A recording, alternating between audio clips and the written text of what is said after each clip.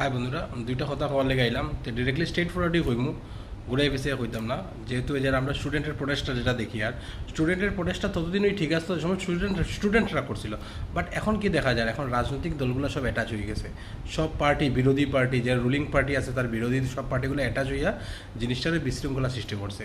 তো এই জিনিসটা একটা জিনিসই বোঝা যায়, যেটা আমাদের পাস্টে হইয়া গেছে। বাংলাদেশে কি শুরু হয়েছিল, স্টুডেন্ট দিয়ে শুরু হয়েছিল, স্টুডেন্টের ফিউচার এই আগ্রম বাগ্রম দিয়ে শুরু হয়েছিল। আসলে কী হইলো, পলিটিক্স পার্টিগুলো ঢুকিয়ে কী হইলো, রুলিং সরকারটা সরাইলো। সেম জিনিসটা নেপালও হয়েছে। তো ওই কিছু মন্তব্য মানুষের যারা জীবনের স্কুলেই গেছে না, বারিন্দাত গেছে না, তারা আজকে স্টুডেন্ট লিয়ে প্রোটেস্ট করে। ঠিক আছে ভাই, প্রোটেস্ট করা দরকার, ঠিক আছে। বহুত ছেলেরা মেয়েরা সুইসাইড করছে, প্লাস বহুতের আবেগ নিয়ে বহুত কিছু হয়েছে, ঠিক আছে। এটা খুব দুঃখিত ভাই, আমি নিজেও একদিন স্টুডেন্ট আসলাম, তো আমি এটা জিনিসটা বুঝিয়ে।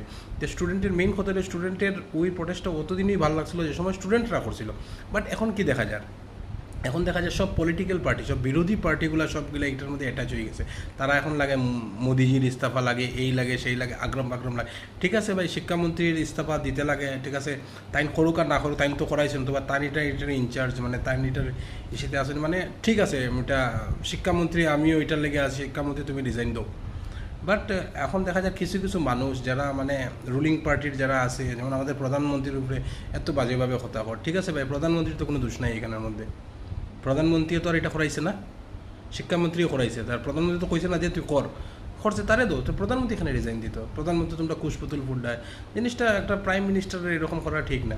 আর এখন কি তাও দেখা যায়, এখন স্টুডেন্ট থেকে বেশি দেখা যায় যারা মূর্খ, যারা কোনোদিন স্কুলে গেছে, বাড়িতে গেছে না, ওটাই প্রোটেস্ট করডা, ওটাই গিয়া ওইটা রিজাইন তো এই দৌড়। তো ওই জিনিসটা মানে লাগে যে এই জিনিসটা রাজনীতিক দিকে গেছে গিয়া। আর রাজনীতিকে লেগে এই দেশের লেগে ভালো হইতো না, এটা খারাপই হইব। যেটা আমরা বাংলাদেশ দেখে লিয়েছি, নেপাল দেখে লিয়েছি, ইভেন শ্রীলঙ্কাতেও আগে হয়েছিল।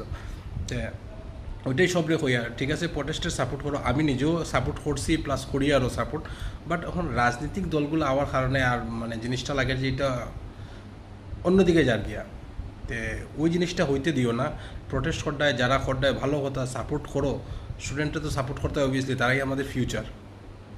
আমারও ছেলে আছে, মেয়ে আছে, তারাও পড়বো একদিন, তারাও তো ফিউচার। ঠিক আছে, মাথা ঠিক আছে, গণতান্ত্রিক দেশে সবে আওয়াজ উঠাইতে পারো, কিন্তু আওয়াজটা কিন্তু তখন কিন্তু কীটা হইতাম মানে সোজা যান না, মানে জিনিসটা এখন ঘুরে গেছে যার। প্লাস এই যে দেখলাম কিছু মানে অপোজিশন পার্টি, আম আদমি পার্টি, কংগ্রেস, আর বহুত কিছু আগ্রম বাগ্রম পার্টিগুলো সবই এখন রুলিং পার্টির সাথে তারা সরাই দিত।